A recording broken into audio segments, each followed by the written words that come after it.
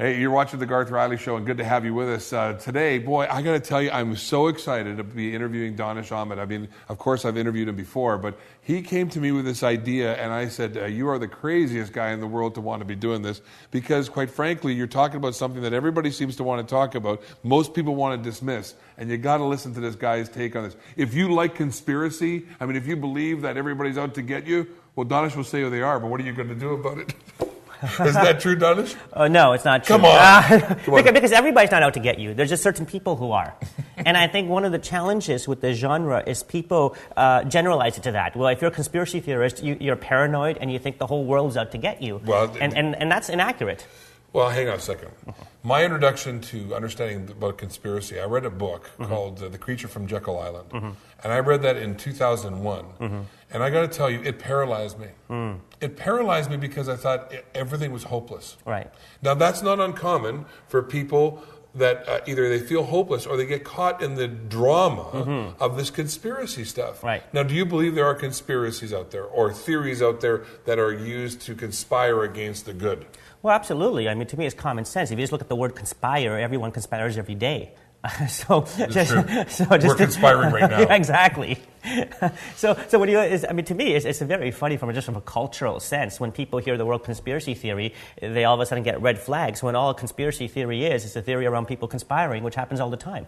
So it's very interesting how society or the mainstream media has conditioned people to have this negative emotional reaction. Yeah, but you've listened to the guys on the radio, you've listened to the guys on TV, and they always have that mysterious music, and they're out to get you, and the Illuminati. Right, but you also I always thought there was just a bunch of light bulbs in a box. But you also watch the 6 o'clock news, and you look at all the techniques they use about changing camera angles and different subliminal messages, and I mean they do the same stuff, just in a different, more subliminal way. And to me, I ask the question: what's worse, something that's subliminal or something that's covert? Right. Overt. Yeah, I mean, that's an interesting point. Most people don't realize that there is psychology used and how quick a shot is taken, how much activity there is in the way, and how it's shot is all designed to stimulate the brain. Well, I mean, we're doing the same thing. I mean, it's called entertainment value. And if you bore people with institutional information for 12 hours, they're not going to be interested. So you jazz it up. You put some entertainment value into it. It doesn't mean you're being inaccurate.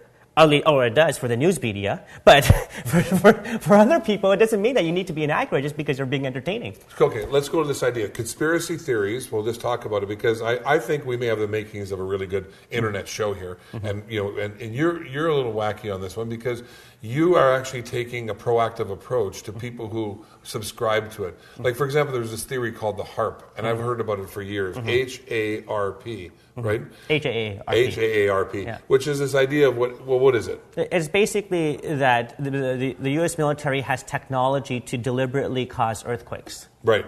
So in this case, they say people can look it up. And there's a lot of information on that on the internet.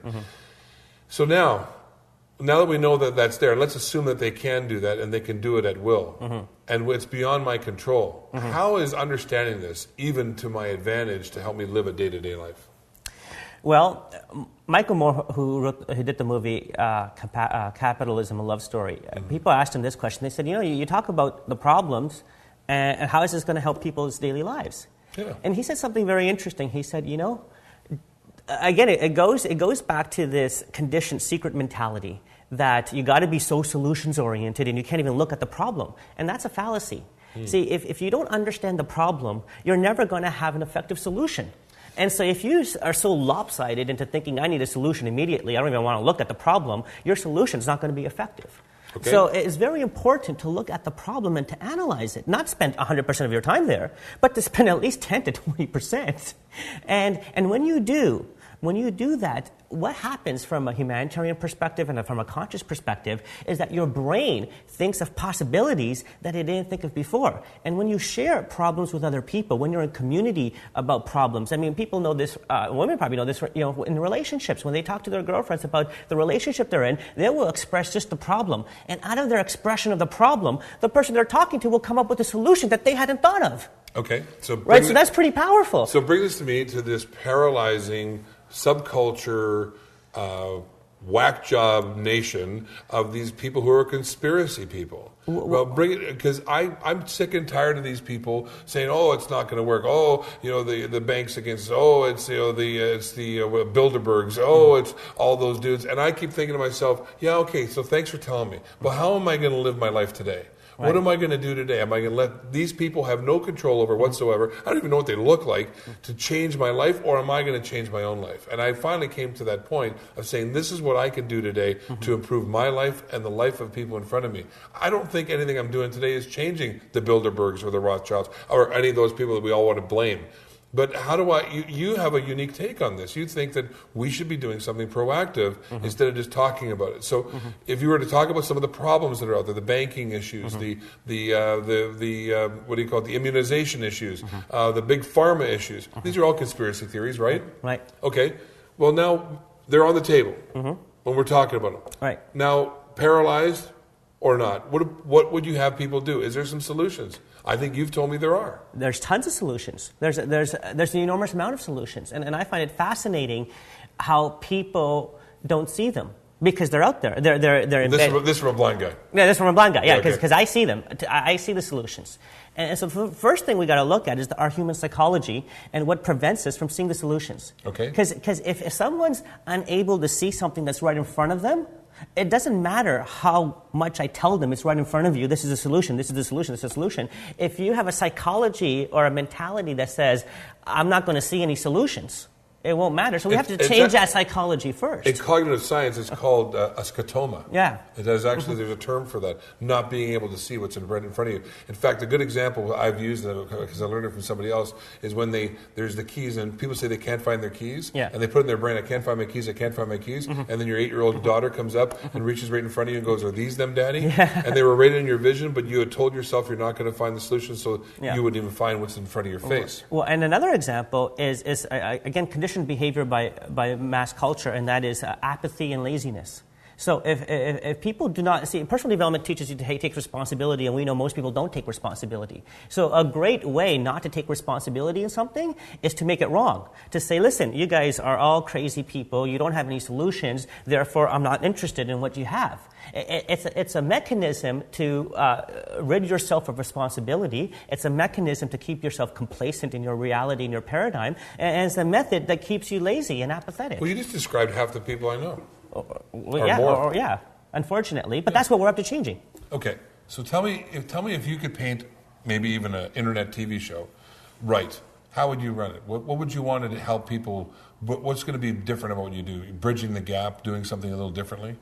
How would you do that? So are you going to take what's considered to be a common conspiracy theory? Let's just talk about the Federal Reserve, or maybe we'll pick one. What's one of your favorite ones today? Mine's always Federal Reserve. Let's talk about money. People are interested in money. Yeah, okay. So the idea is that that there's a problem. What's the common one? I mean, I have the ones that I have in my mind from years ago of studying it. What are the common things that people are thinking the conspiracy, as it were, about money?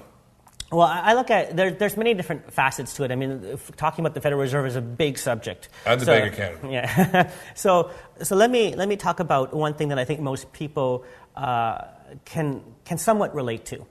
And it's difficult to relate to it because we all live in a paradigm that's basically about our lives and our lives and being self-centered in our culture and our society. Right. So all we see are daily things that we do. So when we give money and when we get money back, we see a transaction. It all looks right. We learned math in school, and that math taught us that 2 + 2 = 4. So I think when I'm exchanging money, that I'm getting fair value for my currency exchange.